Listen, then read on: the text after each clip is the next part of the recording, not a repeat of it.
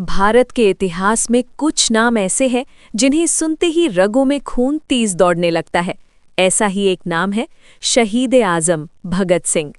ये कहानी सिर्फ एक क्रांतिकारी की नहीं, ये कहानी है डर से आज़ादी की। ये कहानी है सोच की क्रांति की। बचपन जो आज़ादी की आग में पला। 28 सितंबर 1907, स्थान बंगागांव, लायलपुर। इसी दिन जन्म हुआ उस बच्चे का जो आगे चलकर अंग्रेजी हुकूमत की नींव हिला देगा। भगत सिंह का परिवार पहले से ही देशभक्ति में डूबा हुआ था। उनके पिता किशन सिंह और चाचा अजीत सिंह ब्रिटिश सरकार के खिलाफ आंदोलनों में सक्रिय थे, लेकिन भगत सिंह के जीवन की सबसे गहरी छाप पड़ी 13 अप्रैल 1919 को, जब जलियांवाला बाग नरसंहार हुआ। छोटा सा भगत खून से सनी मिट्टी को हाथ में लेकर बोला था, मैं इस मिट्टी का कर्ज जरूर चुकाऊंगा। ये मिट्टी सिर्फ मिट्टी नहीं है, इसमें मेरे देशवासियों का लहू है और मैं वादा करता हूँ, इस लहू का कर्ज मैं जरूर चुकाऊंगा। भगत सिंह केवल हथियार उठाने वाला क्रांतिकारी नहीं था, वो पढ़ने वाला, सोचने वाला और सवाल करने वाला युवक था।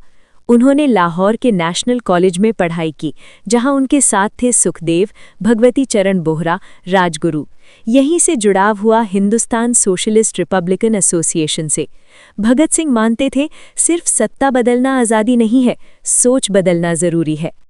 सैंडर्स वध, बदले की नहीं, संदेश की कार्रवाई। 1928 जब अंग्रेज अफसर साइमन कमीशन भारत आया तो पूरे देश में विरोध हुआ। लाला लाजपत राय ने लाठीचार्ज के बाद दम तोड़ दिया। भगत सिंह का खून खौल उठा। योजना बनी, जिम्मेदार अफसर को सजा मिले। 17 दिसंबर 1928 को राजगुरु ने अंग्रेज अफसर जेपे सैंडर्स को गोली मारी। भगत सिंह ने बम फेंका, ताकि ये साफ हो जाए, ये व्यक्तिगत हत्या नहीं, क्रांति का ऐलान है। असेंबली बम कांड, जान बचाने की कोशिश नहीं। 8 अप्रैल 1929 को दिल्ली की central legislative assembly. Bhagat Singh और बटुकेश्वर दत्त असेंबली में बम फेंकते हैं, लेकिन जानबूझकर ऐसी जगह जहां कोई मरे नहीं। फिर वे भागते नहीं, वे खड़े होकर नारे लगाते हैं, इनकलाब जिंदाबाद, साम्राज्यवाद मुर्दाबाद। क्योंकि भगत सिंह चाहते थे गिरफ्तारी हो, ताकि अदालत को मंच बनाकर देश को जगाया जा सके। जेल में भगत सिंह ने भूख हड़ताल की, कैदियों के अधिकारों के लिए। उन्होंने लिखा, मैं नास्तिक क्यों हूं, जिसमें उन्होंने अंधविश्वास को चुनौती दी।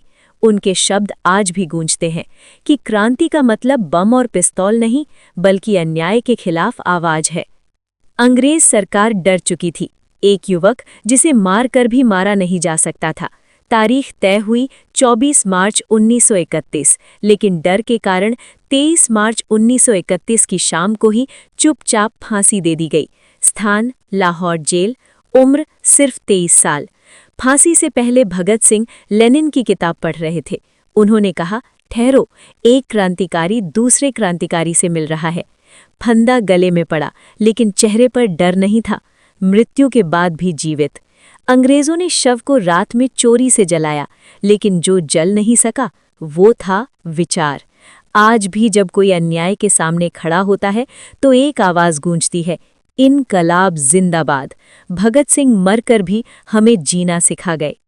अगर एक पल के लिए भी आपका सर गर्व से ऊंचा हुआ हो तो समझिए ये कविता सफल हो गई। ऐसी ही सच्ची, जागृत करने वाली कविताओं और कहानियों के लिए वीडियो को लाइक करें, इसे शेयर करें और चैनल को सब्सक्राइब जरूर करें, क्योंकि जब तक सवाल जिंदा है तब तक इनकलाब जिंदा है। इनकलाब जिंदाबाद। भारत माता की जय।